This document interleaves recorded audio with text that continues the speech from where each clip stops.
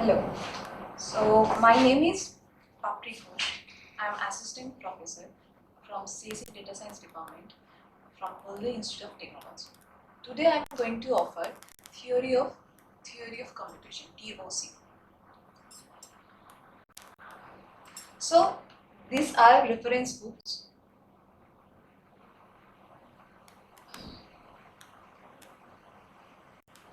So I am going to cover this syllabus, and after that, so introduction to theory of computation. Theory of computation. What is theory of computation? First we have to know. Theory of computation is the theoretical branch of computer science and mathematics. So it deals with logic computations of problems using simple machines. So this theory enables scientists to understand how computer or machines compute functions and solve problems. In 20s, TOC separated from mathematics and it became an individual discipline in this course. So the main motivation of developing this subject or developing automated theory to describe or to describe models, to analyze the behavior of discrete systems. So now a machine play a very important role in our daily life. So the theory of computation is made up of three branches: automata theory, computability theory, and complexity theory. What is automata theory? Automata theory is abstract study of machines, uh, which in which we, by using this machine, we can solve problem, and these machines are referred as automata. Computability theory. Computability theory is the mainly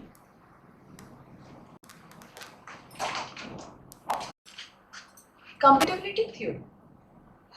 Computability theory deals with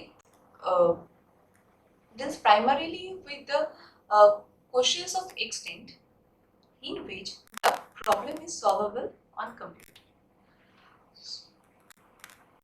This is when a computer can address the problem, but it is unable to come up with solution.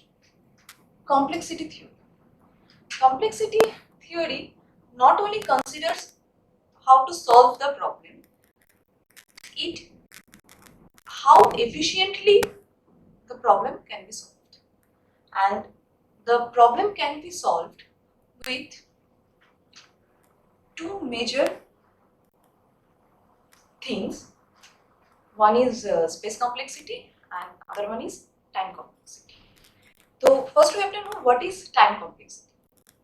Time complexity means the number, it is the measurement of number of steps to solve a problem, and space complexity determines the amount of memory space that is required to solve a problem. So now, how to deal with machine? So how to communicate with machine? So when we want to communicate with others, then we use some language. In Bengali, we use Bengali. For English, for other countries or for official purpose, we use English. So there are many languages in India, but here computer can't understand that kind of languages. So we need a particular language to communicate with machines. So machines can't understand binary language. Computer can understand binary language. It either will be 0 or 1. But when to communicate with machines, we need some language. We need a language, not some. We need a language. So language can be two types of formal language and informal languages.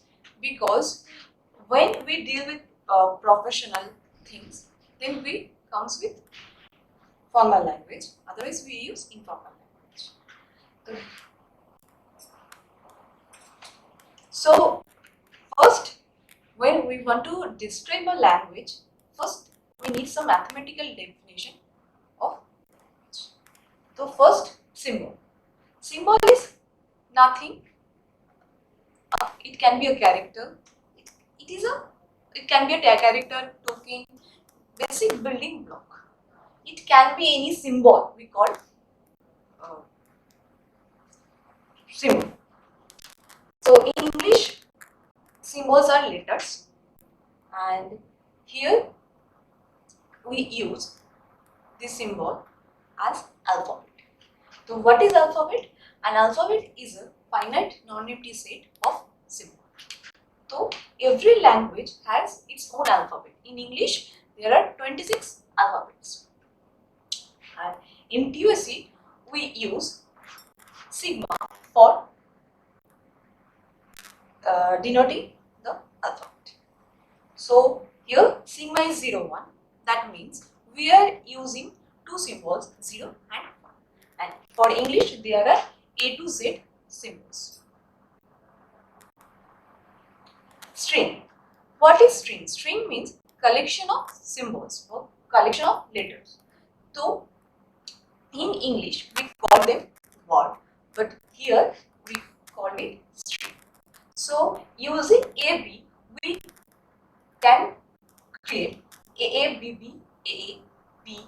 So there are many strings we can define or we can create. What is language? Language is defined as a set of strings. So in English, there are a lot of words with a grammar. It's called language. So here we there are a machine, and if the strings are accepted by that machine, is called language for particular problem. Okay, when we are creating a particular machine for a problem, and some strings will be accepted and some strings will not be, then the set of strings which are going to be accepted by that machine is called language of that particular problem. So methods to define language. So in English we use basic English grammar to define language, but here we are going to use some mechanism that is called grammar. So how to represent a language? There are mainly two methods to represent a language, by a grammar that generates a language and by a machine that accepts a language. So when we have a problem, then we are going to describe the problem using a machine that is called automata. Okay. And that machine is going to accept some language, and if the language is accepted by the machine, the language is only for that machine, and the language is generated by a particular grammar. So there are two methods: by a grammar that generates a language and by a machine that accepts a language. So some basic operation. on string. First, mode of term. So, length of string means it is defined the number of symbols in a string, the total number of symbols in a string. So, mod W. Mod W means the length of string W. So, length of here we are using 00110. So, the length of string is 5. So, here why is 5? Because we are using here 5 symbols. Here we are using that string AABA. So, here we are using 4 symbols. That means length of string will be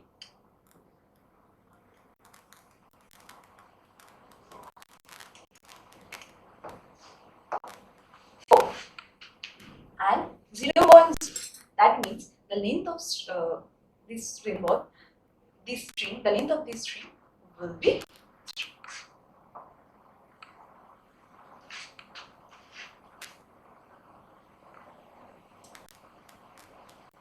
Concatenation of string. So there are, let's assume there are 2 strings, and the concatenation of string means we are concatenating the 2 strings. That means here we are going to concatenate W and X string. That means W will come first, then it is followed by X. So W contain AB and X contain BA, then WX will be A, B, B, A. XW will be B, A, B. If W contains W1, W2, W3 and dot dot dot Wn, and X contains X1, X2, X3 dot dot Xn, then W, the symbol of W will come first, then it will be followed by the symbols of X. That means W1, W2, W3 dot dot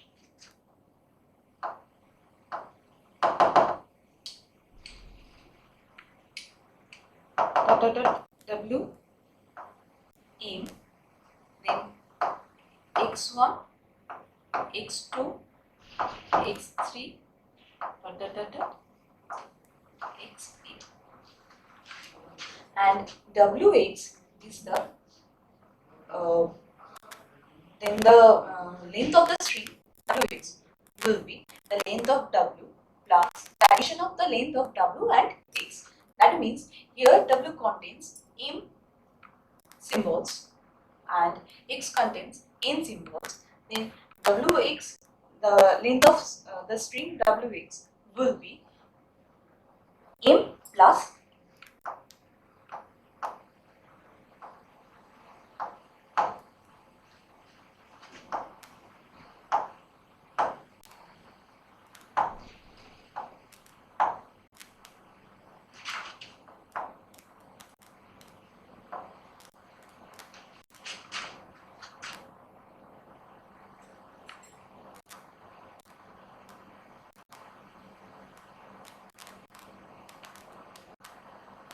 M plus N. Okay.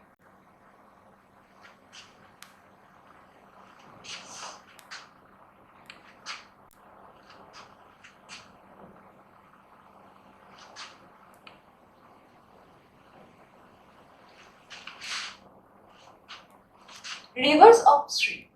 Reverse of a string means if the string is W, then WR is WR denotes the reverse of a string, and if W contains W1, W2, W3 dot dot Wn, then the reverse of a string will be Wn n minus 1 dot dot dot dot W3, W2 and W1. When the length of string, always the length of string and the length of reverse of a string will be equal. And if the string and the reverse of the string is equal, that means that is a palindrome. So empty or null string. When a string with zero occurrence of symbol, that means a string contain no symbol, that is called empty string or null string. So, and WN stands for the string obtained by repeating W n times. So W3 means we are repeating W by 3 times. W2 means we are repeating 2 times the W. We are repeating W 2 times. W1 means we are repeating W 1 times. And W0 means null string. Substring. So what is substring? Any string of consecutive symbols in some string W can be collectively said as substring. That means here comes two things. One is consecutive and other one is collective or order. Consecutive plus order. So first the symbols will be consecutive and maintain the order. That means UTG. UTG is a substring of this string. There is a string, substring. Okay, and we are calculating that UTG is a substring of substring. So UTG, U and G, they are not consecutive. That's why UTG is not a substring. SBR. SBR, it maintains the order but they are not consecutive.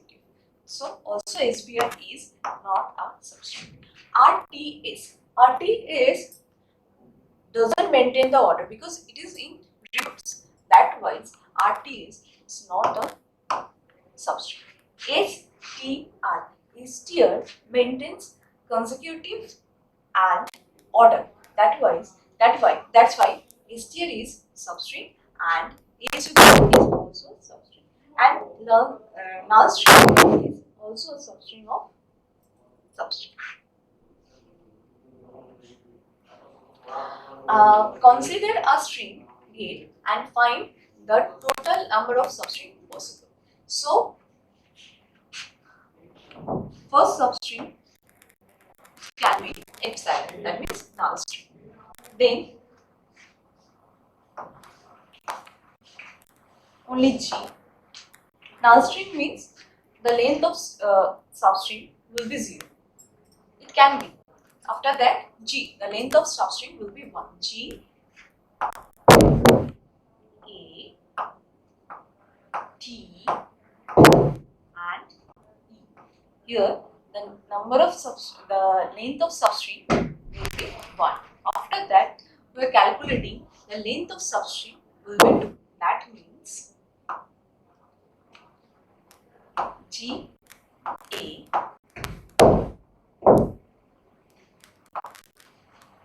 A, T, T, E, G, A, T, and T. And the length of substring will be 4 for G8 gate. The string can be a substring of its own.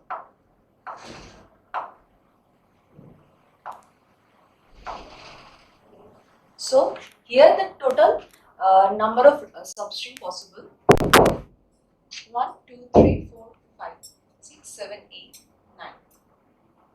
Okay, 4 plus 3 plus 1 plus 1. That means 9. So consider a gate, find the total number of substring. First, substring of length 0 is 1, that is null string. Substring of length 1, 4, G, A, T, E. Substring of length 2 is 3. Total substring of length 2 is 3, that is G, A, T, T, E. And total substring of length 3 is 2, G, A, T, A, T, E. And total substring of length 4, G, A, T. That means 4 plus 3 plus 2 plus 1 plus 1. That means 7, 8, 9, 10, 11. So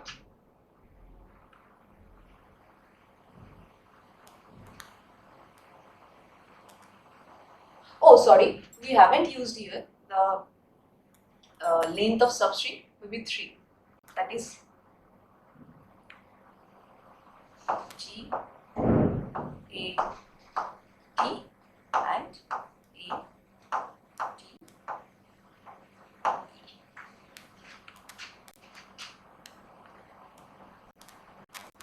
So there are the length 1 substring at G A T. The length of substring is 2 for G A T. The length of substring is 3 for G A T A T and length of substring 4 for G A T. So 1 plus 4 plus 3 plus 2 plus 1. So consider a string triple G E. Find the total number of substring possible. Substring for length 0 will be 1. That is epsilon. Substring of length 1 will be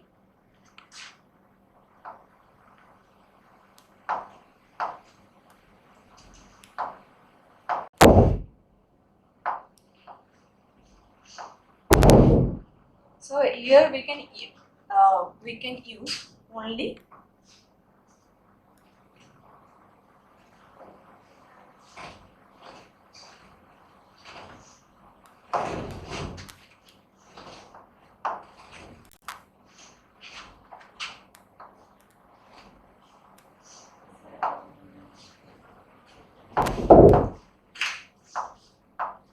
because G, these three G's are same. That's why we are using one G. And substring of length 2 will be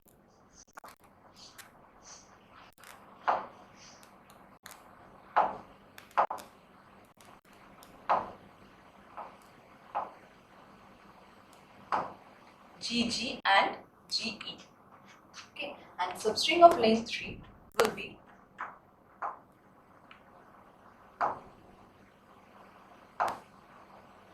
triple G and double G.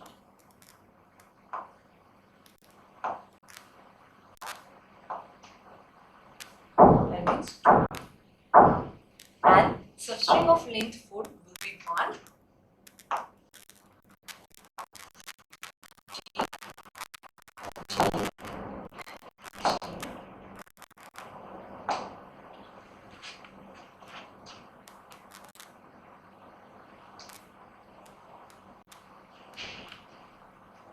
So if a string has n distinct symbols, and then total number of different substring will be n into n plus 1 divided by 2 plus 1. And if W is any string, then empty string, and the string W itself is called trivial substring, and the remaining of other non-trivial substring will be n into n plus 1 by 2 minus 1. So here the distinct symbols are 4. So n into n, so n, the value of n is 4. So n into n plus 1 will be 4 into 5, 20 by 2. That means 10 plus 1. So 4 plus 3, 7 plus 2, 9, 10, 11. Okay. And here the distinct symbols are 2. That's why the value of n will be 2. So 2 into 2 plus 1, that means 6 by 2, that means 3 plus 1, 4. So wait.